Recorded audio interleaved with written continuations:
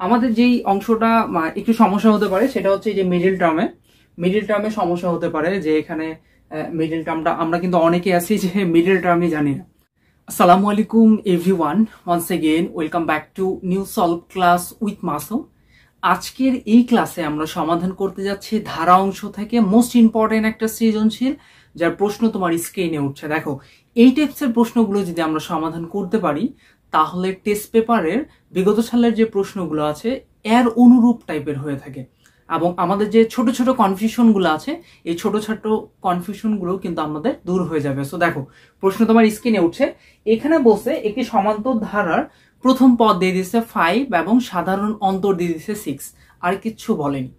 ক নম্বর প্রশ্ন বলছে ধারাটি নির্ণয় করো। দেখো, খুবই গুরুত্বপূর্ণ এই প্রশ্নগুলো। যখন আমরা একবার ক্যাচ করতে পারবো, বুঝে ক্যাচ করতে পারবো, তখন কিন্তু আমাদের জন্য পরবর্তী যে সৃজনশীলগুলো সমাধান করব সেগুলো অনেক বেশি ইজি হয়ে যাবে। যেমন এখানে বলেই দিছে কিন্তু এটা একটি কি ধারা, সমান্তর ধারা, যার প্রথম পদ দিয়ে দিছে এবং সাধারণ অন্তর দিয়ে দিছে। তো দেখো, আমাদের ক নম্বর প্রশ্ন বলছে যে ধারাটি নির্ণয় করো, তাই না? দেওয়া আছে কি, দেওয়া আছে হচ্ছে প্রথম পদ এ ইকুয়াল টু কত দিয়ে দিছে 5, আর কি দিছে সাধারণ অন্তর দিয়ে দিছে ডি ইকুয়াল টু কত 6। আমাদেরকে কি বের করতে বলছে, ধারাটি নির্ণয় করতে বলছে, অর্থাৎ ধারাটি। তো দেখো, সমান্তর ধারা আমরা কিন্তু গুণোত্তর ধারা ক্ষেত্রে গুণোত্তর ধারা a প্লাস AR1 AR2 এটা করছি, কিন্তু সমান্তর ধারা সাধারণত করা হয় না। সমান্তর ধারার যে সূত্রটা সেটা হচ্ছে a প্লাস ডি, তারপর হচ্ছে a প্লাস 2d প্লাস হচ্ছে a প্লাস 3d, এই যে এভাবে করেই কিন্তু যেতেই থাকবে ডট ডট ডট, তাই না? এখন এখানে আমরা মান বসাই দিই। এর মান হচ্ছে 5 প্লাস 6 প্লাস এর মান হচ্ছে 5 প্লাস 2 ইন্টু 6 প্লাস হচ্ছে 5 প্লাস 3 ইন্টু কত 6, এই যে এইভাবে করে কিন্তু যেতেই থাকে। ওকে, তো দেখো এটা হচ্ছে 5, তো 6 আর 5 যোগ করলে 11, দেখো 6 দুগুণে 12 আর 5 কত 17, প্লাস 3 6 18 আর 5 কত 23, প্লাস এই যে ডট ডট ডট। এটাই কিন্তু আমাদের অ্যান্সার। আমাদের ক নম্বর প্রশ্ন বলছে শুধুমাত্র কি ধারাটি নির্ণয় করতে। এই যে ধারা নির্ণয় হয়ে গেছে 5 11 17 23। দেখো, সমান্তর ধারা আমরা জানি সমান্তর ধারা কি সমান হারে বাড়বে। তো এখানে যেহেতু সাধারণ অন্তর কত, দেখো 11 থেকে 5 বাদ দিলে কত 6, আবার দেখো 17 থেকে 11 বাদ দিলে কত হয় 6, আবার 23 থেকে যদি 17 বাদ দিয়ে কত হবে 6 হচ্ছে। তার মানে কি 6 করে বাড়তেছে। দেখো 23-এর পর আবার 6 যোগ করবে, দেখো 11-র পর 6 যোগ করছি 17-র পর 6 যোগ করছি 23, এভাবে করে সমান হারে কি বাড়তেছে। তার মানে 6 যোগ হচ্ছে সমান্তর ধারা। কিন্তু আমাদেরকে বলছে ধারাটা নির্ণয় করো, তাহলে এই সূত্রটা হচ্ছে কি এটা a plus D plus a plus 2d plus a plus 3d plus a plus 4d, এভাবে করে কি বাড়তে থাকবে। তো আমরা প্রায় 3টা অথবা 4টা নিলেই কিন্তু আমাদের এনাফ, কারণ এখানে শুধুমাত্র কয়েকটাই দেখাতে হবে। তোমার যদি ইচ্ছা হয় যে না আমি 4টা নিব অথবা 5টা নিব, এখানে আসলে ধরা বাঁধার কোনো নিয়ম নেই, বা স্যাররা কেটে দিবে 3টা নিলে কেটে দিবে বা 4টা নিলে কেটে দিবে, এমনটা আর কোনো কিছু না।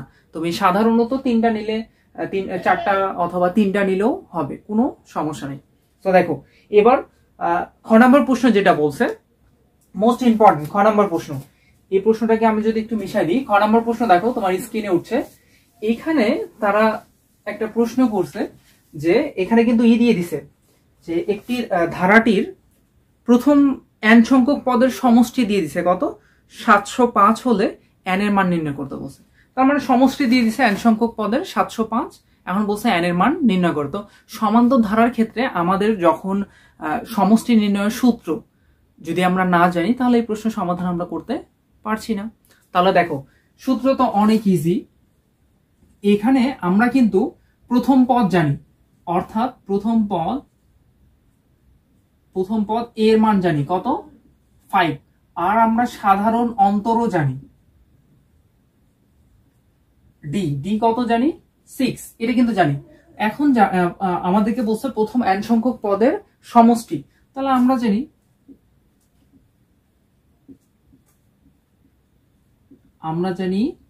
n সংখ্যক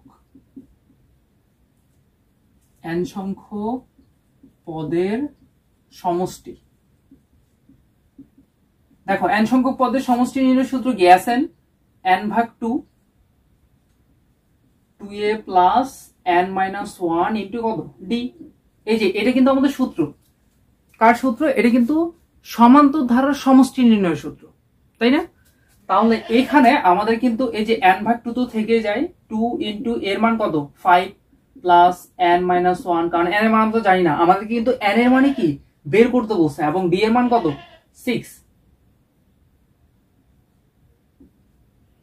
এখন দেখো আমরা যদি এইটাকে দেখো 5 দুগুণে কত 10 প্লাস হচ্ছে 6n মাইনাস কত 6, তাহলে এখানে পেয়ে যাচ্ছে আমরা n ভাগ 2, দেখো প্লাস 10 থেকে মাইনাস 6 বাদ দিলে 4 প্লাস হচ্ছে 6n, তাই না? এখন কিন্তু আমরা অনায়াসে এখানে 2 কমন নিতে পারি, তাই এখানে হচ্ছে 2 প্লাস 3n, এই যে 2 উপরের 2 নিচের 2 কেটে যায়, তাহলে কত হচ্ছে গুণ করে দাও 2n প্লাস কত হচ্ছে 2n প্লাস হচ্ছে 3n স্কয়ার। এই যে এটা আমরা পেয়ে গেছি, n সংখ্যক পদের সমষ্টি আমরা পেয়ে গেছি। এখন আমাদেরকে প্রশ্নে কিন্তু বলে দিছে যে প্রথম n সংখ্যক পদের সমষ্টি 705 হলে n এর মান কত। তার মানে শর্ত মতে কি হবে? অতএব শর্ত মতে কিন্তু আমাদের দিয়ে দিছে n সংখ্যক পদের সমষ্টি, অর্থাৎ 3n square plus 2n equal কত 705। এই যে এটা কিন্তু আমাদেরকে শর্ত মতে দিয়ে দিছে যে n সংখ্যক পদের সমষ্টি যদি 705 হয় তাহলে n এর মান নির্ণয় করতে বলছে। তাহলে এটা তো আমরা জানি যে এটা হচ্ছে মিডল টার্ম হচ্ছে কত হচ্ছে 2n, এটাকে এই পাশে নিয়ে আসি, তাহলে কত হয় 705 ইকুয়াল 0, তাই না? আচ্ছা এটাকে আমরা মিডল টার্ম করি, কত হয় 47n থেকে আমরা যদি 45n কে বিয়োগ দিই তাহলে কিন্তু আমাদের 705 হচ্ছে এবং 2n হচ্ছে 705 ইকুয়াল কত 0। এখানে তাহলে আমাদের কি কমন যাচ্ছে? দেখো n যদি আমরা কমন নিই তাহলে পেয়ে যাচ্ছি আমরা হচ্ছে কত 3n প্লাস হচ্ছে কত 47, তাই না? যেহেতু আমরা n কমন নিছি, মাইনাস এখানে দেখো এখানে কি কমন যায়, এখানে হচ্ছে আমরা 15 কমন নিব, তাহলে এখানে কত পেয়ে যাচ্ছি আমরা 3n প্লাস মাইনাসে মাইনাসে কত প্লাস, আর এখানে পেয়ে যাচ্ছে হচ্ছে কত 47, কারণ 15 সাথে 47 গুণ করলে কত হচ্ছে 705, তাহলে আমরা পেয়ে যাচ্ছি হচ্ছে 3n প্লাস 47 এবং n মাইনাস হচ্ছে কত 15 ইকুয়াল কত 0। অতএব হচ্ছে দেখো 3n প্লাস 47 ইকুয়াল 0 অথবা n মাইনাস 15 ইকুয়াল কত 0, তাহলে n ইকুয়াল টু কত 15। আবার এখানে পেয়ে যাচ্ছে আমরা 3n ইকুয়াল টু কত মাইনাস 47, কারণ প্লাস 47 টা পাশে গেলে মাইনাস, অতএব n ইকুয়াল টু কত মাইনাস 47 ভাগ 3। দেখো মাইনাস, এই যে মাইনাস যেহেতু আসছে তাহলে এটা হচ্ছে কি অবশ্যই গ্রহণযোগ্য নয়, তার মানে আমরা অ্যানসার এটাকে নিতে পারছি না, তাহলে n ইকুয়াল টু কত 15, এটাই হচ্ছে আমাদের সঠিক উত্তর। দেখো কত ইজি একটা সমাধান। আমরা আমাদের যেই অংশটা একটু সমস্যা হতে পারে সেটা হচ্ছে যে মিডল টার্মে সমস্যা হতে পারে, যে এখানে মিডল টার্মটা আমরা কিন্তু অনেকে আছি যে মিডল টার্মই জানি না। সো যারা মিডল টার্ম জানি না তাহলে আমাদেরকে মিডল টার্মে ক্লাস করতে হবে। তারপর আমাদের ডেসক্রিপশন বক্সে কিছু লিংক দেওয়া আছে, সেই লিংকে বিভিন্ন ক্লাস দেওয়া আছে, সেগুলো একটু করো। যদি তোমার ভেতরে যদি ম্যাথের ছোট ছোট ক্যালকুলেশনগুলো যদি না পারো তাহলে সেই ক্লাসগুলো আগে করো, তারপর তোমাকে এই মিডল টার্মগুলো বা এই ক্লাসগুলো একটু দেখতে হবে। কারণ ম্যাথের জিনিসগুলোই আসলে এমন, তুমি যদি কোনো কিছু ছোট জিনিসগুলো যদি স্কিপ করে আসো আগে থেকে তাহলে কিন্তু এই অংশগুলো বুঝতে পারবো না, কারণ ছোট ছোট অংশগুলো দিয়েই কিন্তু আমাদেরকে আস্তে আস্তে করে কি উপরের অংশে উঠতে হয়। এখন তুমি ছোট জিনিসগুলোকে যদি স্কিপ করে চলে আসো তাহলে এখানে এই বড় অংশগুলো আমরা পারবো না। যেমন এখানে মিডল টার্মটা আমরা অনেকেই আছে যে মিডল টার্মই বুঝি না, বা মিডল টার্ম কথাটাই প্রথম শুনতেছি, আমি এমনও অনেক স্টুডেন্ট দেখছি। ওকে, তো দেখো এবার আমরা গ নাম্বার প্রশ্নের সমাধানে চলে যাই। মোস্ট ইম্পর্টেন্ট একটা প্রশ্ন গ নাম্বার। এখানে আবার ফের একটু চেঞ্জ করে দিছে, এখানে আলাদা কিছু বের করতে বলছে, তাই না? দেখো প্রশ্ন তোমার স্ক্রিনে, এখানে যেটা বলছে যে একটি ধারাটির গ নাম্বার প্রশ্ন বলছে ধারাটির সাধারণ অন্তরকে প্রথম পদ, তার মানে সাধারণ অন্তর কত ছিল 6, তাহলে 6 কে আমরা প্রথম পদ এবং প্রথম পদকে সাধারণ অনুপাত ধরবো। দেখো এখানে যা দিছে আমাদেরকে তাই, এবং বলছে প্রথম 60টি পদের সমষ্টি নির্ণয় করতে বলছে। গ নাম্বার প্রশ্ন দেখো এখানে যেটা বলছে সেটা হচ্ছে যে গুণোত্তর ধারা প্রথম পদ কত ধরবো আমরা, a ইকুয়াল টু ধরবো হচ্ছে 6, তার মানে উদ্দীপকের যেটা সাধারণ অন্তর ছিল কত 6, ওটাকে আমরা এখানে প্রথম পদ ধরবো। এবং সাধারণ অনুপাত যেটা সেটা আমরা ধরবো অনুপাত, আর কে ধরবো হচ্ছে কি প্রথম পদ অর্থাৎ 5 ধরবো। এই যে এই শর্তগুলো যে দিয়ে দিয়ে আমাদেরকে এখানে লিখে দিতে হবে যে শর্ত মতে হচ্ছে প্রথম পদ হচ্ছে a = কত 6, সাধারণ অনুপাত r = কত 5, ওখানে যেটা বলছে সেটা। এখন আমাদেরকে বলছে 60টি পদের সমষ্টি নির্ণয় করতে। এটা কিন্তু গুণোত্তর ধারা, আমাদের কিন্তু এখানে যে নিজে থেকে বুঝে করতে হবে যে এটা কি সমান্তর ধারা নাকি গুণোত্তর ধারা, এমন কিছু না। দেখো আমাদের কি প্রতিটা প্রশ্নেই কিন্তু লিখেই দিবে যে ওটা কি আসলে আমাদের সমান্তর ধারা বের করতে হবে নাকি গুণোত্তর ধারা বের করতে হবে। এটা আমরা যে বের করব এমন কিছু না। যেমন এই প্রশ্নে লিখে দিছে যে এটাকে গুণোত্তর ধারা বের করো, গুণোত্তর ধারার সমষ্টি নির্ণয় করো। তা আমরা কিন্তু গুণোত্তর ধারার সমষ্টি নির্ণয়ের সূত্র জানি, অতএব 60টি, তাই না, 60টি পদের সমষ্টি, 60টি পদের সমষ্টি। দেখো 60টি পদের সমষ্টির সূত্র কি? সমষ্টির সূত্র হচ্ছে a rn -1 r -1, এই যে এটা, তাই না। কারণ কি? কারণ দেখো এখানে কিন্তু r এর মান বড়, 1 এর মান ছোট। কারণ গুণোত্তর ধারার ক্ষেত্রে সমষ্টি নির্ণয়ের সূত্র হচ্ছে দুইটা। এটা ডিপেন্ড করে হচ্ছে সাধারণ অনুপাতের উপর, অর্থাৎ r এর উপর। r এর মান যদি 1 এর থেকে বড় হয় তাহলে r সামনে হবে, আর যদি r এর মান 1 এর থেকে ছোট হয় অর্থাৎ 1 যদি বড় হয় তাহলে কি 1 সামনে হবে, 1 - rn হবে।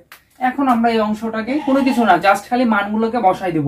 a এর মান 6, r এর মান হচ্ছে কত 5, n এর মান দেখো 60টি পদ বলছে তাহলে 7 - 1, এটা হচ্ছে কত, r এর মান হচ্ছে 5 তাহলে 5 - 1। তা দেখো এটা আমরা ডাইরেক্ট ক্যালকুলেশন করব।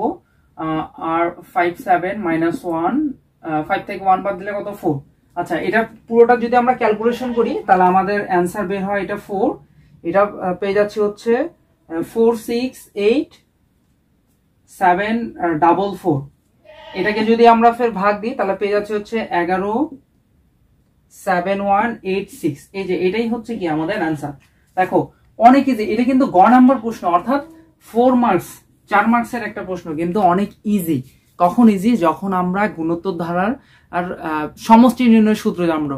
আমরা কিন্তু অনেকে আছি যে গুণোত্তর ধারার সমষ্টি নির্ণয়ের সূত্র একটা জানি, অথবা এই অংশটা বুঝতে পারি না। এই অংশটা খুবই ইজি। আমরা অনুপাত অর্থাৎ আর এর মানটা যদি 1 এর থেকে বড় হয় তাহলে আর সামনে হবে, আর যদি 1 বড় হয় তার মানে আর যদি ছোট হয় এবং 1 যদি বড় হয় তাহলে 1টা কি হবে, 1টার সামনে হবে। এতটুকুই ডিফারেন্ট।